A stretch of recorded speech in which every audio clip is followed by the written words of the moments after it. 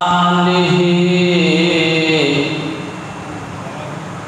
وأصحابه أجمعين.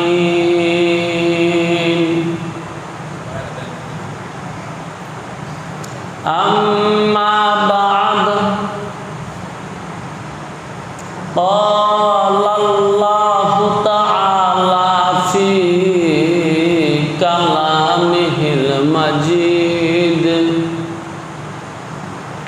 والفرقان الحميد: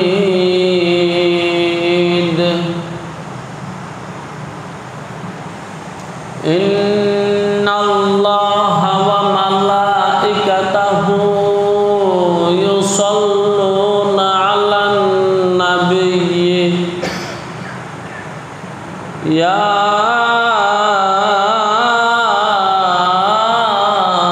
أيها الذين آمنوا صلوا عليه وسلموا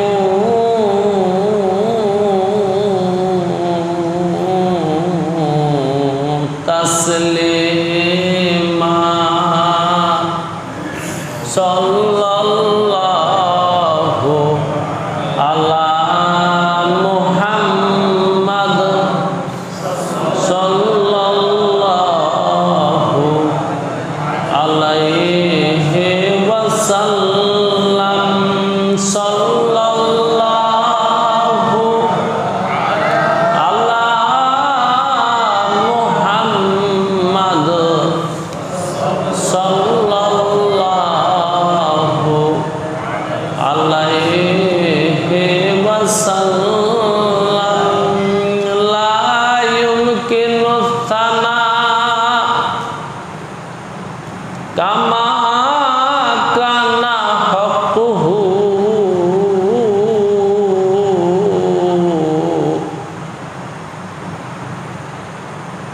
بعد از خدا بزرگ توی قصہ مختصر بلغ العلا بکماله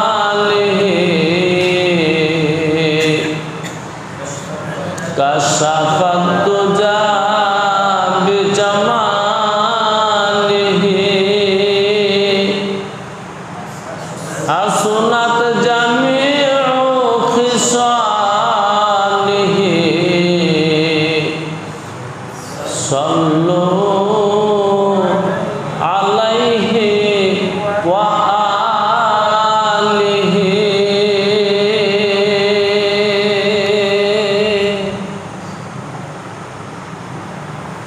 উপস্থিত আমার ইমানি ভাইয়েরা, পর্দার আড়ালে আরো শ্রোতা বন্ধুরা, আল্লাহ রাব্বুল আলামিন আমাদেরকে সৃষ্টি করলেন, অনেক ইজ্জত দিলেন, মুআজ্জাজ বানালেন। যে জাত সৃষ্টি করে জিবরাইল, মিকাইল, ইসরাফিল, আজরাইল তাদের মতন ফেরেশতা দিয়ে সিজদা করালেন। আখিরি জামানার নবী মুহাম্মদ আরবি সরওয়ারে কায়নাত, সরদারে দু জাহান, খাতামুল আম্বিয়া সাল্লাল্লাহু আলাইহি ওয়াসাল্লামের উম্মত করে দুনিয়াতে পাঠালেন। হাজার নয়, লক্ষ নয়, কোটি নয়, অগণিত বেশুমার নেয়ামত দিয়ে লালন পালন করতেছেন। আজকের এই সন্ধ্যায় কত মানুষ হাসপাতালে শুয়ে আছে। দয়াময়, দয়া করে আমাদেরকে সুস্থ রেখেছেন, সবল রেখেছেন, বাড়িতে রেখেছেন। কত মানুষ কত বিপদের কারণে জেলখানায় বন্দী আছে, আমরা মুক্ত আছি, বাড়িতে আছি, বউ বাচ্চা নিয়ে আছি, সংসারে আছি। বাইরে যেই দিকে তাকাবেন সেই দিকে নেয়ামত আর নেয়ামত। সেদিন একটা নেয়ামত ছুটে যায়, ওই দিন বোঝা যায় নেয়ামতরা কত বড় ছিল। তার নেয়ামত গণনা করা যাবে না। তাই আসুন জোরে সোরে মহাব্বতে বলন্দ আওয়াজে দিল থেকে, মনের মণিকোঠা থেকে জগল স্বরে উচ্চ কণ্ঠে আকাশ বাতাস মুখরিত করে প্রাণ দিলে প্রাণ উজাড় করে সমকণ্ঠে একবার বলি আলহামদুলিল্লাহ।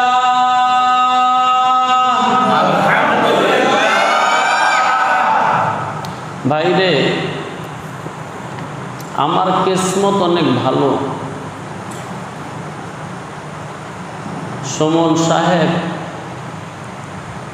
আমাকে এখানে আসার কথা বলছে।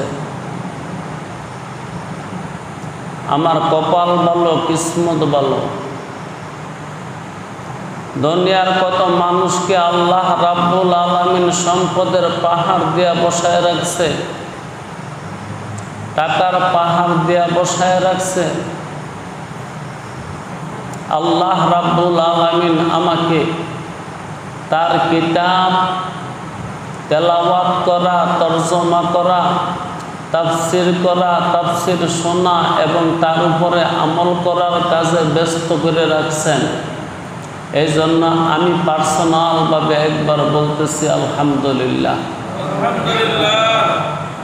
আমি খুশি। আমার রব আমাকে যে নেয়ামত দিয়েছেন এতে আমি খুশি। খুশি হইয়া তার দরবারে আমি আবেদন করব, মালিক, শয়তানকে যেমন তোমার দরবার থেকে বিতাড়িত করেছ, আমাকে তোমার রহমতের দুয়ার থেকে কোনো দিন বিতাড়িত করো না। এবং এর সঙ্গে আমার যারা সামিঈন আছে, শ্রোতা বন্ধু আছে, তাদেরকেও তুমি বিতাড়িত করো না। তোমার রহমতের ছায়াতল থেকে সরাইয়া দিও না। দয়া করে আমাদেরকে তোমার বান্দা হিসেবে কবুল করো। আজকে আমার ৮ম দিন। আমি ৮ সপ্তাহ ধরে আপনাদের এখানে আসতেছি। আজকে ৮ম বারের মতন আসা। আমি আজ ৮ দিন ধরে একটা কথাই বলতেছি যে আল্লাহ রাব্বুল আলামিন কোরআন তেলাওয়াত করার আগে কেন আউযু বিল্লাহ পড়ার আদেশ করলেন। আজও হয়তো এর ব্যতিক্রম হবে না। এর উপরেই কিছু কথা বলবো। লা ইলমা লানা ইল্লা মা আল্লামতানা ইন্নাকা আনতাল আলিমুল হাকিম। রব্বি জিদনি ইলমা, রব্বি ইশরাহ লি সাদরি ওয়া ইয়াসসির লি আমরি ওয়াহলুল উকদাতাম মিন লিসানি ইয়াফকাহু কওলি। রব্বি ইয়াসসির ওয়া লা তুআসসির ওয়া তাম্মিম আলাইনা বিল খায়র। আউযু বিল্লাহি মিনাশ শাইতানির রাজীম। ফাইযা ক্রাআতাল কুরআনা ফাস্তাইয বিল্লাহি মিনাশ শাইতানির রাজীম।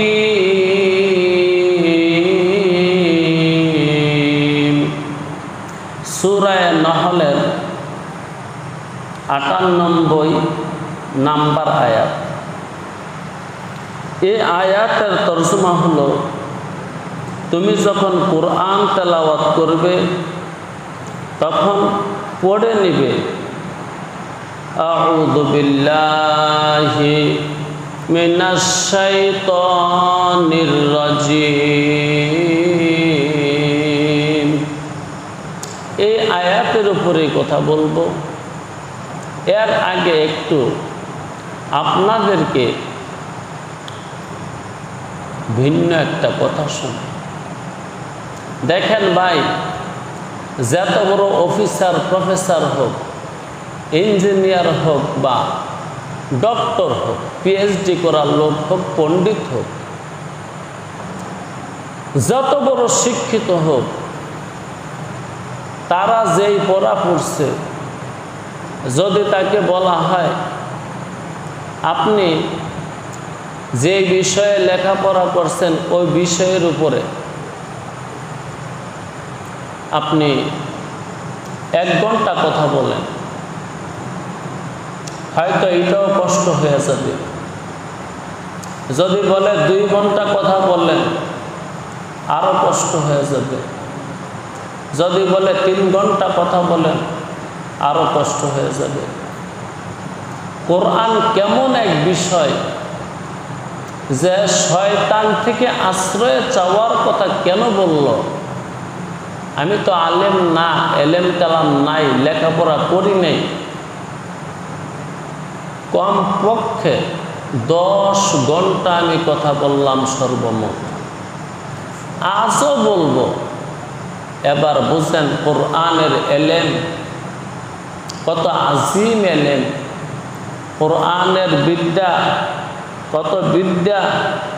এই জন্য হাকিমুল উম্মত মুহইয়ুস সুন্নাত মুজাদ্দিদে মিল্লাত জামে শরীয়ত তরিকত মাওলানা আশরাফ আলী থানভী রহমতুল্লাহি আলাইহি বলেছিলেন, যে ব্যক্তি আল্লাহর কিতাবকে ভালো করে পড়ছে, দুনিয়ার কোনো প্রশ্নকারী নাই যে তাকে প্রশ্ন করে ঠকাইয়া দিবে, তাকে প্রশ্ন করে ঠকাইয়া দিবে, কোনোটাই সম্ভব না। যে প্রশ্ন করার পরে সে বলবে আমি পারবো না, জানি না। যদি কেউ আল্লাহর কিতাবকে পড়ে, হ্যাঁ বেশির চেয়ে বেশি এতটুকু হতে পারে, সে সময় নেবে। আমি আপনার প্রশ্নের উত্তর দেব, 1 সপ্তাহ সময় দেন।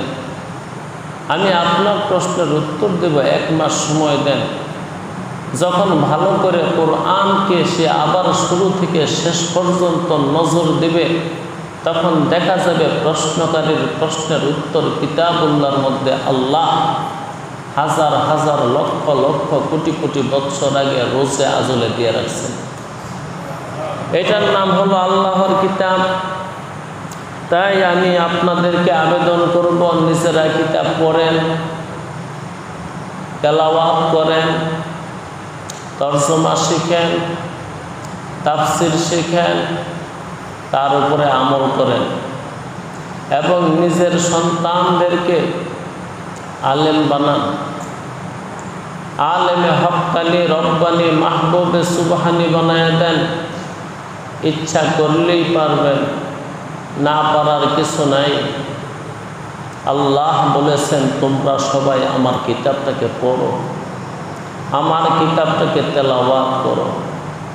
আল্লাহ যে বলছেন দুনিয়ার সমস্ত গাছগুলোকে যদি কেটে কেটে কলম বানানো হয়, আর সমস্ত জিন ইনসান যদি রাইটার হয়, 7 সাগরের পানি যদি কালি হয়, একদিন আমার কিতাবের ব্যাখ্যা লেখা শেষ হয়ে যাবে, একদিন কালিগুলো ফুরিয়ে যাবে, কিন্তু আমার কিতাবের ব্যাখ্যা লেখা শেষ হবে না। আমি আল্লাহ যদি আবার 7 সাগর ভরে দেই কালি দিয়া, ওই কালিগুলো 1 সময় শেষ হয়ে যাবে, তারপরও আমার কিতাবের ব্যাখ্যা লেখা শেষ হবে না। এটার নাম হলো আল্লাহর কিতাব, এটার নাম হলো কোরআনুল কারীম, এটার নাম হলো কোরআনুল মাজিদ। বাইরে দয়া করে আল্লাহ রাব্বুল আলামিন আমাদেরকে কিতাব দিয়েছেন। আল্লাহ তুমি আমাদেরকে বুঝার তৌফিক দাও। আমি আমার আসল কথায় চলে যাই। আল্লাহ কেন বললেন তুমি আমার কিতাব তেলাওয়াত করার আগে শয়তান থেকে আশ্রয় চাও? একটা প্রশ্ন করলাম, কেন বললেন? এটার উত্তরটা আমি দিচ্ছি দেওয়ার আগে একটা কথা বুঝেন, তাফসীরের পরিভাষায় দুইটা শব্দ আছে। একটা শব্দের নাম হলো তাহলিয়াহ, আরেকটা শব্দের নাম হলো তাহলিয়াহ। একটা হলো তা হা জবর তাহ, আরেকটা হলো তা হা জবর তাহ। তো একটা হলো তাহলিয়াহ, আরেকটা হলো তাহলিয়াহ। দোনোটা বাবে তাফঈলের মাজদার। প্রথম যে শব্দটা উচ্চারণ করছি তাহলিয়াহ, তাহলিয়া শব্দের অর্থ হল পরিষ্কার করা, পরিচ্ছন্ন করা। পরে যে শব্দটা বলছে তাহলিয়াহ, এই শব্দটার অর্থ হলো সাজানো। প্রথম শব্দের তর্জমা হলো পরিষ্কার করা, পরিচ্ছন্ন করা। দ্বিতীয় শব্দের অর্থ হলো সাজাইয়া দেওয়া, সুন্দর করে দেওয়া। এবার আসেন, আপনি যদি 100 বছর বা 50 বছর বা 20 বছর আগের একটা দেয়ালের মধ্যে নতুন করে রং লাগাইবার চান অথবা একটা ফুল আঁকতে চান, তাহলে যেই মানুষটাকে আনছেন ফুল আঁকার জন্যে, শিল্পী, যার তুলি দিয়া রং দিয়া ফুল আঁকবে, সে কি প্রথমেই রং তুলে দিয়া দেয়ালের মধ্যে ফুল আঁকা শুরু করে দিবে? তার এই ফুল এঁকে দিবে, অথবা আপনি আনছেন একটা ঠিকানা লিখে দিয়েছেন, লিখবে। কিন্তু শিল্পী লেখার আগে তার একটা কাজ আছে। সেই কাজটা হলো সিরিজ দিয়া দেয়ালটাকে আগে পরিষ্কার করবে। অবাস্তব বলছে? দেয়ালটাকে পরিষ্কার করবে।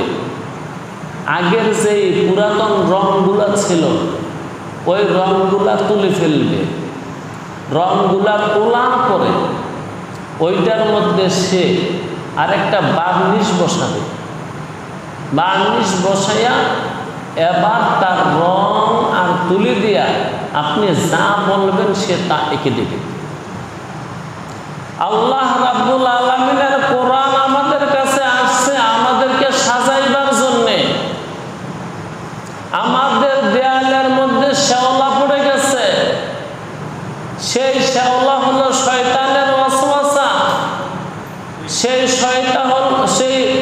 শ্যাওলা হলো নফসের ওয়াসওয়াসা। ওই নফসের ওয়াসওয়াসার কারণে দেয়ালটা ময়লা হয়ে গেছে।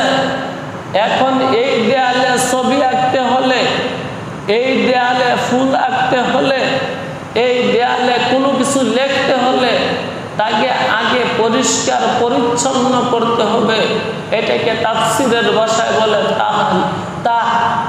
তাহলিয়াহ।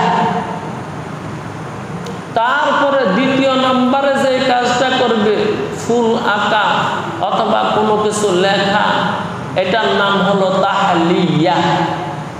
ইবলিস মালউন, শয়তানে মারদুদ আমাদেরকে ময়লা করে ফেলছে, আমাদের অন্তরকে কলুষিত করে ফেলছে। আমরাও কলুষিত হয়ে গেছি। সেই ময়লাকে দূর করার জন্য আল্লাহ রাব্বুল আলামিন একটা ডাস্টার, একটা ব্রাশ, অথবা বলতে পারেন যেটা দিয়া পরিষ্কার করা যাবে এমন একটা বস্তু আমাদের কাছে পাঠিয়ে দিলেন।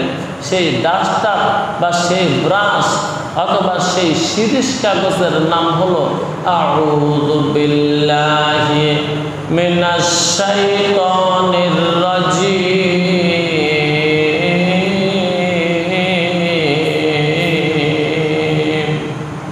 তুমি আমার কোরআন দিয়া তোমাকে সাজাইতে পারবা না যতক্ষণ পর্যন্ত তোমাকে তুমি আগে পরিষ্কার না করবা। আগের ময়লাগুলো তুলে ফেলো, আগের পুরাতন রংগুলো তুলে ফেলো, আগে শ্যাওলা ধরছে শ্যাওলাগুলো তুলে ফেলো। শ্যাওলা তোলার পরে ওইটা ওইটার মধ্যে আরেকটা বার্নিশ করো, ওই বার্নিশের মধ্যে তুমি আঁকা আঁকি যা করবার তা করো।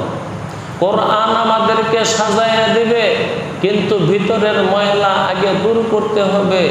সেই শয়তানকে বের করতে হবে, সেই নফসকে বের করতে হবে, সেই জংকে বের করতে হবে। জং পরিষ্কার করে, ময়লা পরিষ্কার করে, শ্যাওলা পরিষ্কার করে তারপরে কোরআন তেলাওয়াত করো, তোমার কাজে লাগবে।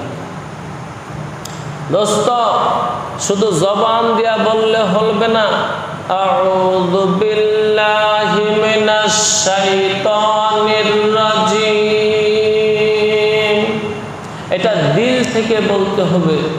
জবান দিয়ে বলবো এবং দিল দিয়ে বলবো, তখন আমি পরিষ্কার করে নিলাম। মৌলিকভাবে বলতে গেলে বলতে হয় আউযু বিল্লাহ, এটা একটা তওবা। যখন বান্দা তওবা করলো, তার সাবেক পরিস্থিতি বদলে গেছে। যখন সাবেক পরিস্থিতি বদলে গেছে, এখন বর্তমানে নতুন করে কি করবা সেটা করার চেষ্টা করো। যদি আমার উপমাটা বুঝে থাকেন, যুক্তিটা বুঝে থাকেন, তাহলে এটাকে আরবিতে বলা হয় ফাবিহা। অনেক উত্তম একটা বুঝ, অনেক উত্তম একটা দৃষ্টান্ত। যে দুইটা শব্দ ব্যবহার করে আপনাদেরকে শোনাইলাম, একটার নাম হলো তাহলিয়া, আর একটার নাম হলো তাহলিয়া। তাহলিয়া আর তাহলিয়া, তাহলিয়া এবং তাহলিয়া, এই দুইটা কাজ করার আলাদা মানুষ আছে। তাদেরকে বলা হয় মুর্শিদ, তাদেরকে বলা হয় দীক্ষাগুরু, তাদেরকে বলা হয় পীর। মাদ্রাসা, স্কুল, কলেজ, ইউনিভার্সিটি, এই সমস্ত শিক্ষা প্রতিষ্ঠানে আপনাকে যা দিচ্ছে এটার নাম শিক্ষা। পৃথিবীটা শিক্ষায় ভরা, সমাজটা শিক্ষিত লোকে ভরা। কেবল সমাজে দীক্ষা নাই। দীক্ষা না থাকার কারণে এই শিক্ষার দ্বারা কোনো ফল হচ্ছে না, এই শিক্ষার দ্বারা কোনো লাভ হচ্ছে না।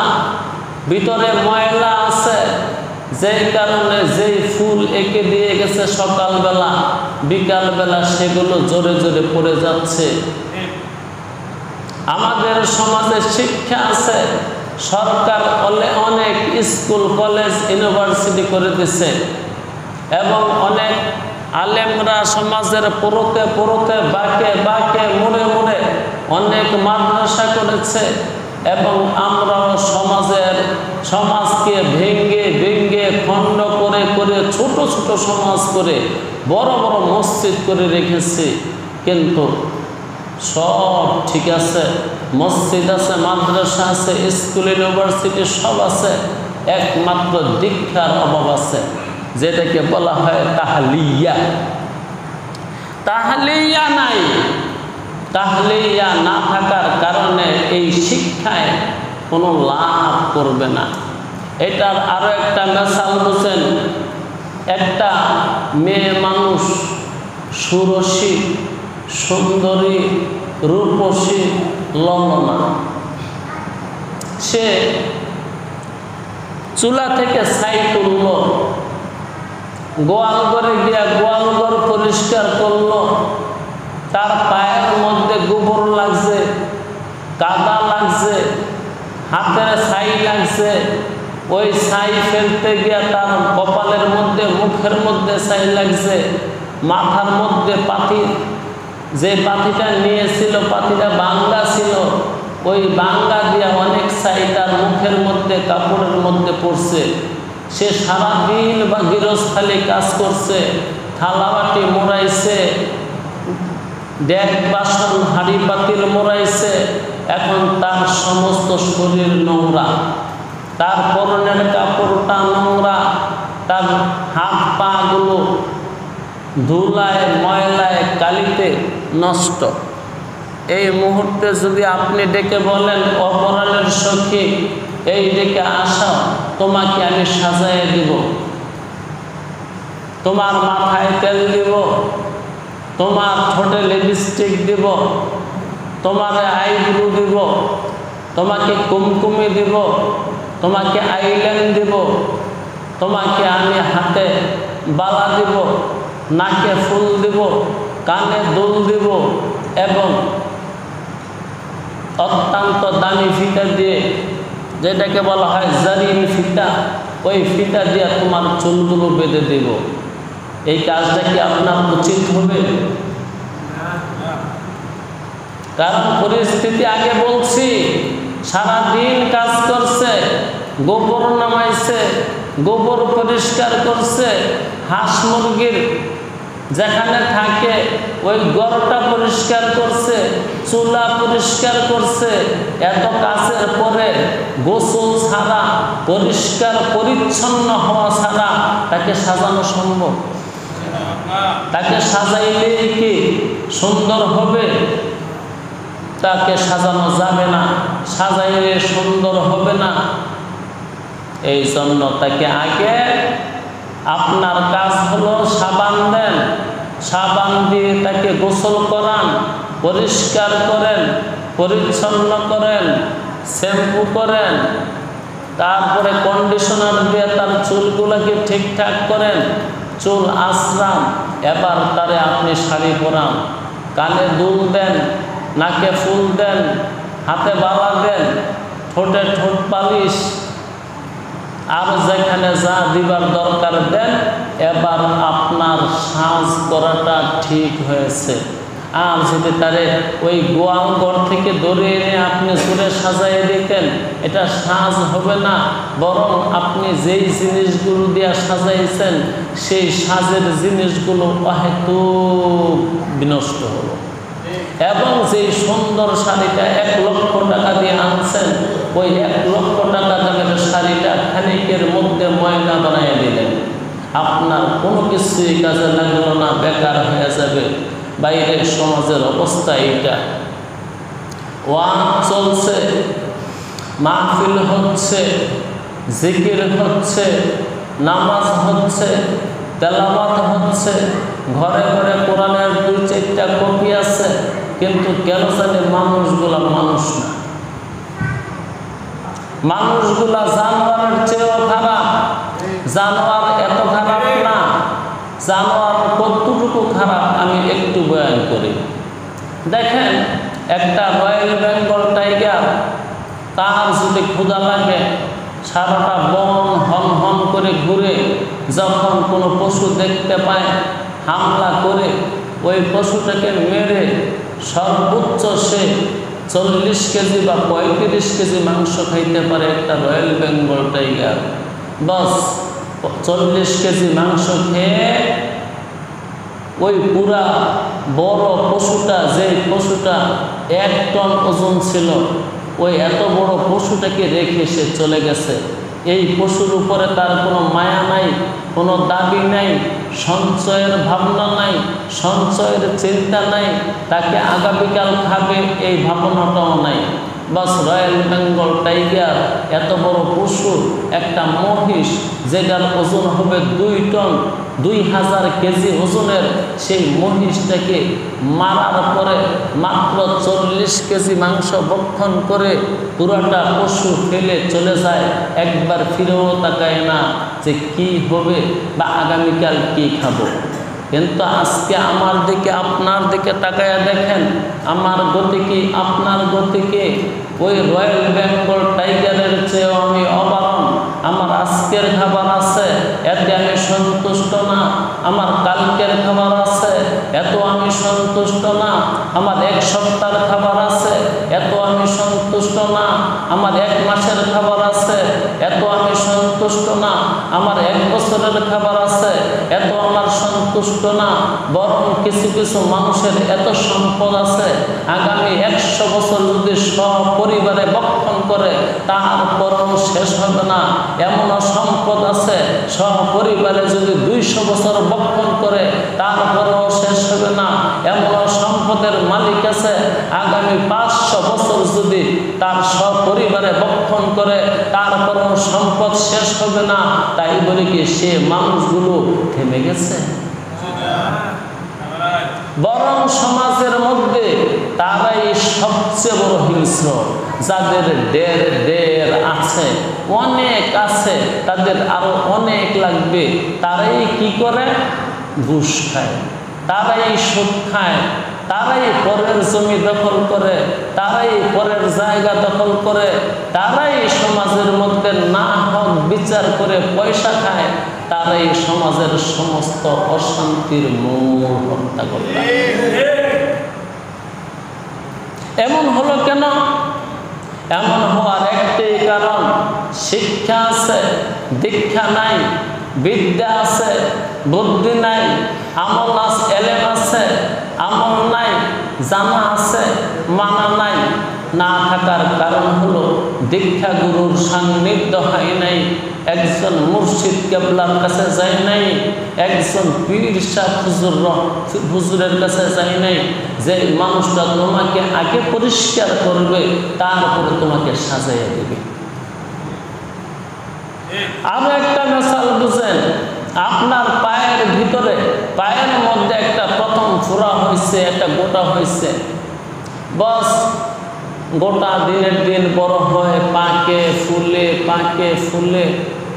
আপনি এমন এক ডাক্তারের কাছে গেলেন, ডাক্তার সাহেব বলল এই যে মলমটা নিয়ে যান, বাড়িতে নিয়ে সকাল সন্ধ্যা সুন্দর করে উপরে তার প্রলেপ দিবেন। বাস 15 দিন প্রলেপ দিলেন, ব্যথা দিনের দিন বাড়ে, ব্যথা দিনের দিন বাড়ে, খাওয়া বন্ধ, ঘুম বন্ধ, সব বন্ধ। এবার গেলেন বিশাল বড় এক ডাক্তারের কাছে, যাওয়ার পরে আপনার পাটা দেখে সে জিহ্বার মধ্যে কামড় দিয়ে মাথাটা নিচু করে 5 মিনিট বসে রইল।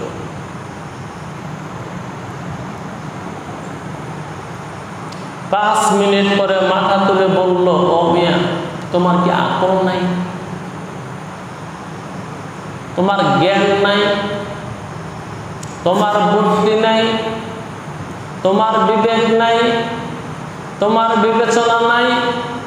এমন একটা পা নিয়ে তুমি আজকে 2 মাস যাবত ঘরে কেমনে বসে রইলা? তখন সে উত্তর দিল, ডাক্তার সাহেব বসে থাকি নেই মোটেও। আমাদের বাজারে এক ফার্মেসি আছে, পল্লী চিকিৎসক আছে, তার কাছে গেলাম, সে অনেক দামি একটা মলম দিল আমাকে। মলমটা আমার থেকে 500 টাকা দাম নিচ্ছে।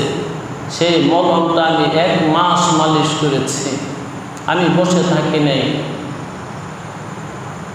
এতক্ষণ তো ডাক্তার শুধু রাগ করেছিল আপনার উপরে, এখন ডাক্তারের রাগ শুধু আপনার উপরেও না, যে ডাক্তারে আপনাকে 1 মাস পর্যন্ত মালিশ করছে সেই ডাক্তারের উপরও রাগ। আল্লাহ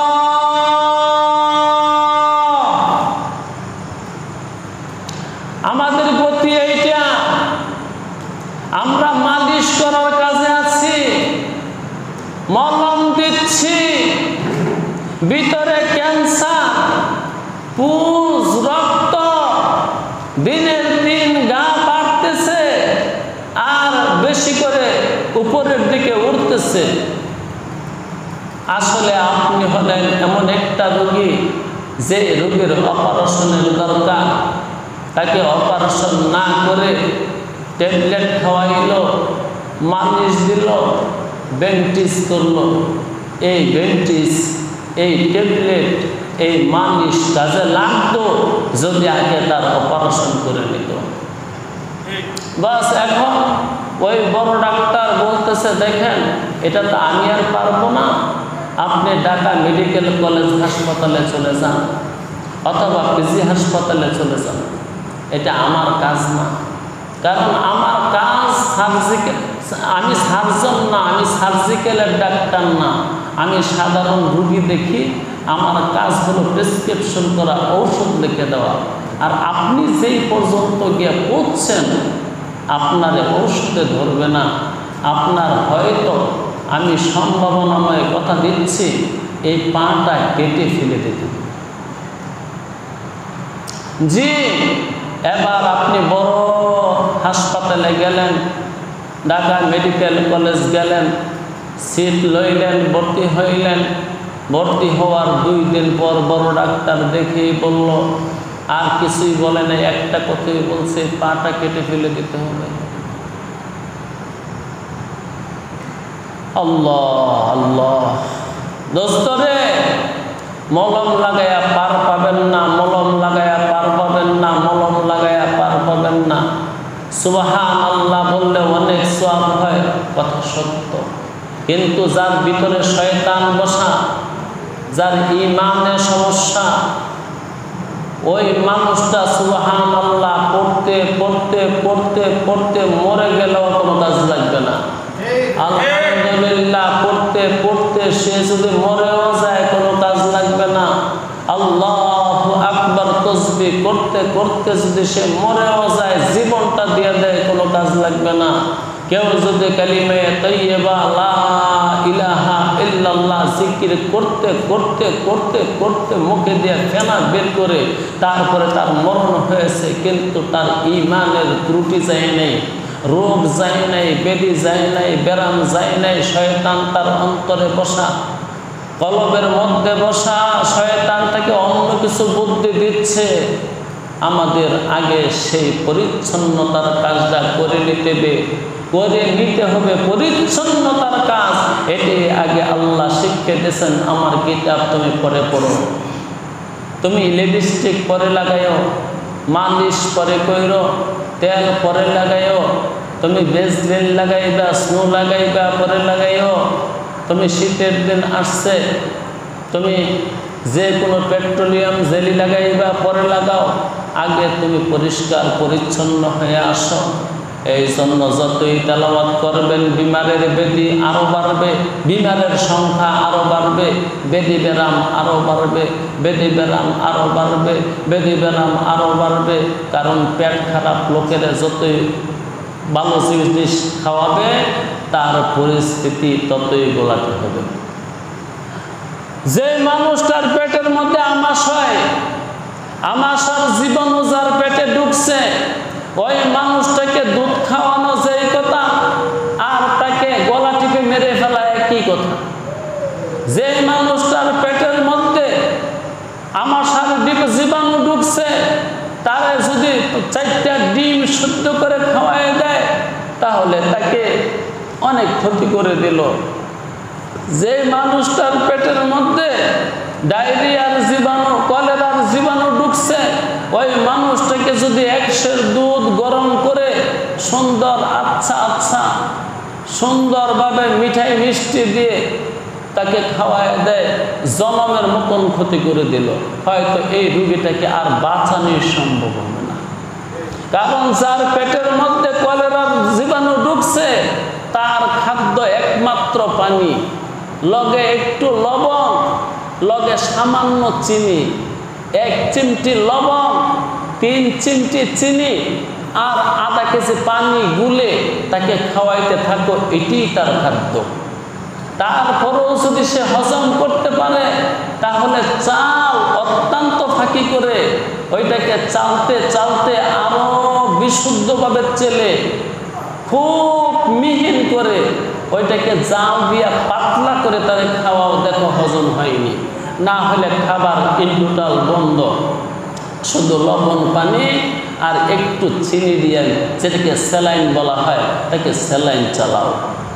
যদি স্যালাইন আর না খাইতে পারে, তাহলে এবার তার ব্যবস্থা হলো রগ দিয়া তারে স্যালাইন ঢুকাও, পানি ঢুকাও। তারে খাবার দিও না, খাবার দিলে তারে বাঁচাইতে পারবে না, খাবার দিলে সে মরে যাবে। আর যদি কলেরার জীবাণু ভালো করে আক্রমণ করে, মানুষ এমনিই বাঁচে না, বাঁচানো মুশকিল হয়ে যায়। যদিও বা বাঁচে, কলেরার জীবাণুর মরতে কমসে কম 7 দিন সময় লাগে। এই জন্য যার সত্যিকারে ডায়রিয়া হয়েছে, তারে মহাখালী নেওয়া ছাড়া এই দেশের ডাক্তারে আর ভালো করা সম্ভব না, তাকে মহাখালী নিতেই হবে। তারপরেও এই জীবাণু একদিনে মরে না, 2 দিনে মরে না, কমপক্ষে 7 দিন সময় লাগে অ্যান্টিবায়োটিক খাওয়াইলে। খাওয়ান শুরু হলে আস্তে আস্তে কলেরার জীবাণু নিস্তেজ হয়ে আসে। 7 দিন 8 দিন চলে গেলে জীবাণুরা মারা যায়। এখন কথা হলো, ভিতরে কলেরার জীবাণু, আর আপনি তাকে খাওয়াচ্ছেন দুধ, খাওয়াচ্ছেন মিষ্টি, খাওয়াচ্ছেন ছানা, লাভ হবে না ক্ষতি হবে? কি পরিমাণ ক্ষতি করছেন আপনি জানেন? দুশ্মনও এত বড় ক্ষতি করে না যে ক্ষতিটা আপনি তার মা হইয়া, আপনি তার বাবা হইয়া, আপনি তার ভাই হইয়া যে ক্ষতিটা করে দিয়েছেন, তার দুশ্মনও তার জীবনে এত বড় ক্ষতি করে নাই। একটা কলেরার রোগীকে আপনি 1 কেজি দুধ খাওয়াইয়া যেই পরিমাণ ক্ষতি করে দিচ্ছেন। কুরআনুল কারীম অত্যন্ত লাভবান হওয়ার একটা জিনিস, দুনিয়া এবং আখিরাতের কামিয়াবির একটা জিনিস। কিন্তু আমরা কামিয়াবি কেন হতে পারতেছি না? আমরা কেন বদলাই না? আমাদের কেন বদল আসে না? আমাদের কেন রং বদলায় না, রূপ বদলায় না? আমাদের কেন চেহারা বদলায় না? আমাদের কেন সংসার বদলায় না? আমাদের কেন সমাজ বদলায় না? আমাদের কেন রাষ্ট্র বদলায় না? আমাদের কেন পৃথিবী বদলায় না? অথচ তেলাওয়াত হচ্ছে। আজকের বর্তমান পৃথিবীতে 4.5 কোটি হাফেজ আছে, OICর লিস্টভুক্ত, কিন্তু সুদ দিনের দিন বাড়ছে, ঘুষ দিনের দিন বাড়ছে, জিনা দিনের দিন বাড়তেছে। আজ থেকে 50 বছর আগে জিনা করা এত সহজ ছিল না, বর্তমান সময়ে জিনা করা যত সহজ। আজ থেকে 50 বছর আগে ঘুষ খাওয়া, সুদ খাওয়া এত সহজ ছিল না, বর্তমানে সুদ খাওয়া, ঘুষ খাওয়া যত সহজ। আজ থেকে 50 বছর আগে বেপর্দা জিন্দেগি করা এত সহজ ছিল না। আমরা দেখছি হিন্দু মহিলারাও ঘোমটা দিচ্ছে। তাহলে এলেম বাড়ছে, আলেম বাড়ছে, মাদ্রাসা বাড়ছে, মসজিদ বাড়ছে, কিন্তু আমাদের ঈমানের পরিস্থিতি, আমলের পরিস্থিতি, ব্যক্তির দিনের দিন রুগী খারাপের দিকে যাচ্ছে। এটার কারণ কি? এটার কারণ এই যে আমার তাহলিয়া করতেছি, কিন্তু তাহলিয়া করি নাই। অর্থাৎ আমাকে আমি সাজাইতেছি, কিন্তু আমাকে আমি পরিষ্কার করি নাই। আমার হয়েছে এমন ব্যাধি যেটা লাগবে অপারেশন, এখন অপারেশনকে ভয় পেয়ে আমি শুধু মালিশ দিচ্ছি, মলম দিচ্ছি, মালিশ দিচ্ছি, মলম দিচ্ছি, সেকা দিচ্ছি, আর দিনের দিন ভিতরে পচতেছে। এই পচন ব্যাধি বাড়তেছে, পুজ রক্তের সংখ্যা ভিতরে বাড়তেছে। আমি তো জীবনে এরকম রোগীও দেখছি যার শরীরের ভিতরে পোকা হয়ে গেছে, পোকা বের হচ্ছে, সাদা সাদা পোকা শরীর থেকে বের হচ্ছে। আমাদের ভিতরে এত বড় জখম, আমাদের ভিতরে এত বড় ঘা, এত বড় পুজ, এত খারাপ রক্ত থাকার পরেও আমরা সুবহানাল্লাহর জিকির, আলহামদুলিল্লাহর জিকির, আল্লাহু আকবরের জিকির, কুরআনুল কারীমের খতম দিয়া কোনো দিন আমরা পার পাবো না, যতদিন পর্যন্ত আমরা আগে আমাদেরকে পরিচ্ছন্ন না করব। আপনি মসজিদ বানাইছেন, সওয়াব হবে না। মাদ্রাসা বানাইছেন, সওয়াব হবে না। এতিমখানা বানাইছেন, সওয়াব হবে না। জিকির করতেছেন, সওয়াব হবে না। কেন হবে না? আমি তো নেক কাজ করছি। আরে বাবা, নেক কাজ করার আগে তো শর্ত আছে। শর্ত হলো তোমার ঈমান ঠিক আছে নি? ঈমান ঠিক থাকলে, আকীদা ঠিক থাকলে, শয়তানি বিশ্বাস যদি না থাকে, তাহলে তুমি যদি আমল করো তাহলে আমলে কাজ লাগবে। এখন তোমার কাজ হলো ভালো একটা ডাক্তার দেখানো।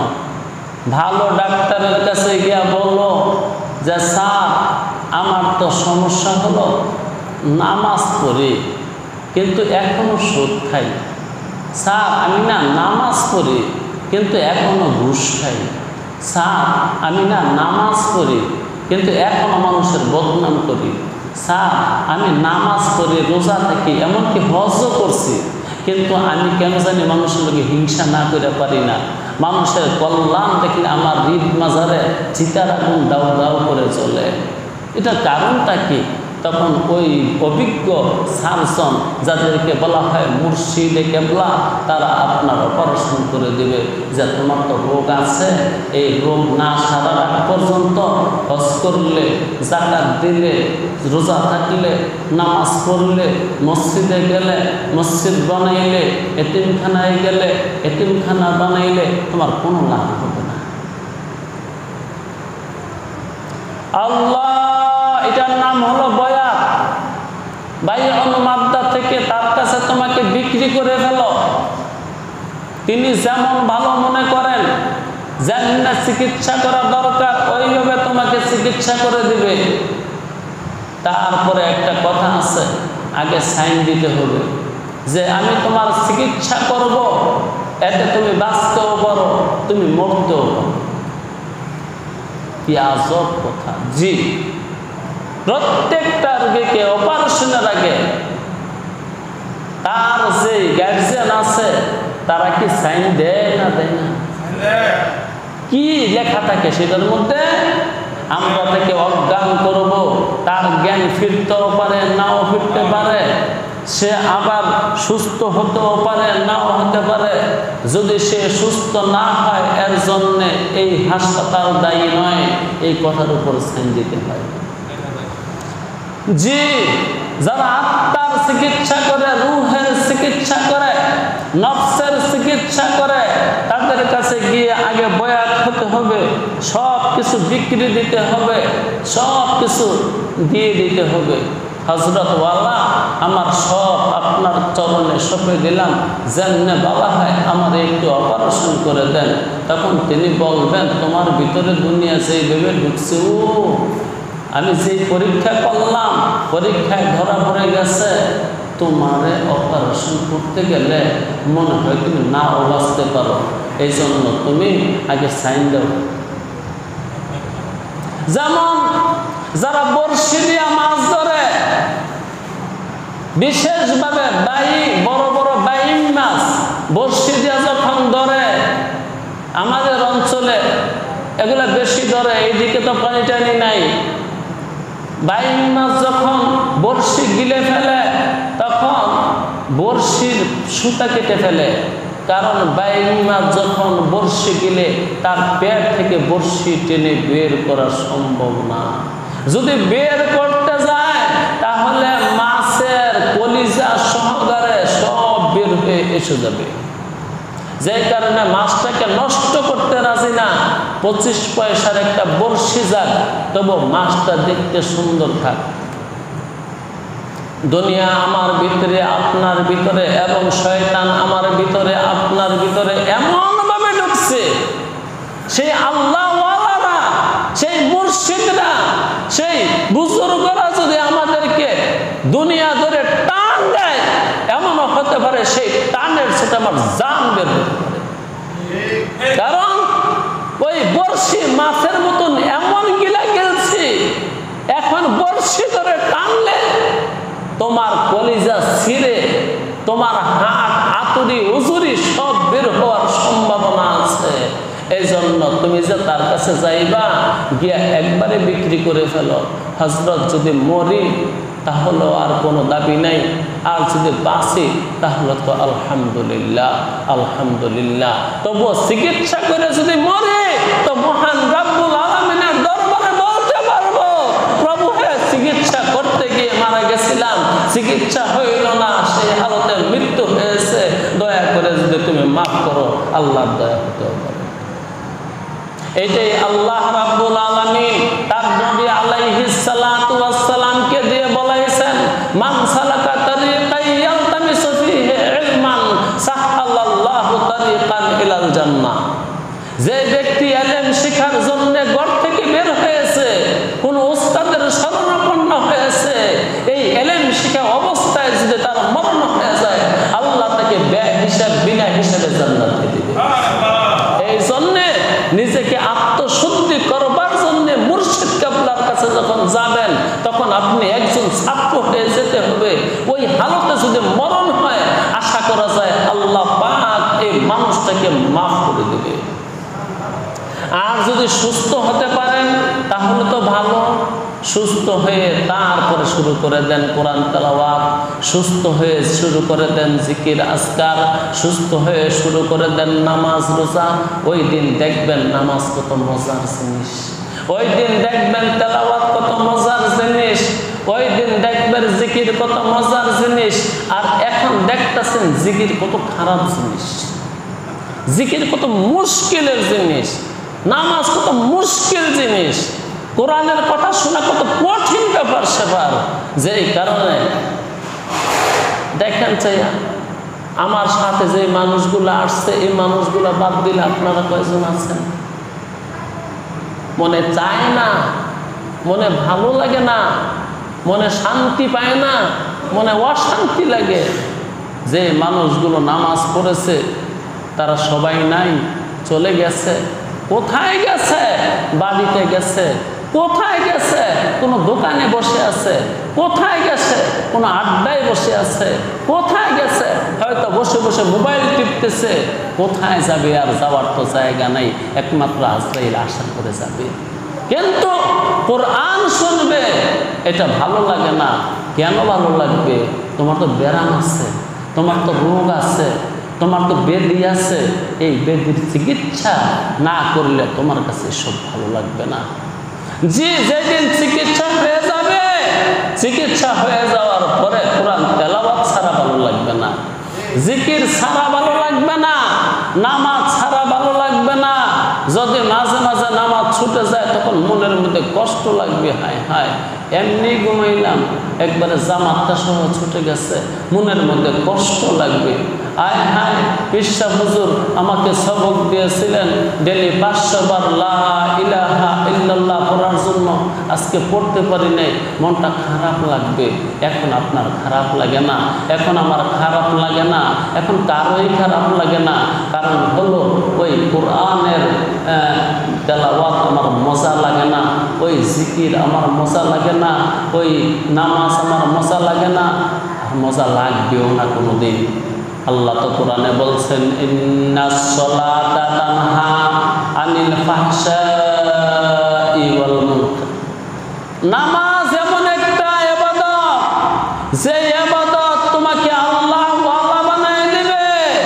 অথচ অনেক মানুষ 50 বছর যাবত নামাজ পড়ে, এখন তো হারাম খাওয়াই ছাড়ছে না, মিথ্যা কথা বলা ছাড়ছে না, চুগলখুরি করা ছাড়ছে না, বদনাম করা ছাড়ছে না, দুশ্মনী ছাড়ছে না, হিংসা যায় না, বিদ্বেষ যায় না। আরেকজনকে ছোট ভাবলে ভালো লাগে, আরেকজনকে বড় ভাবলে নিজের কাছে খারাপ খারাপ লাগে। ওই আবার আমার তো বড় হয় কি কইরা? দোস্তরে আল্লাহ তাই ফরমান করছে, আমার কোরআন দিয়া যদি নিজেকে সাজাইবার চাও, নিজেকে সাজাইবার যদি ইচ্ছে থাকে, তাহলে আগে তোমাকে পরিষ্কার করো, আগে তোমাকে পরিচ্ছন্ন করো।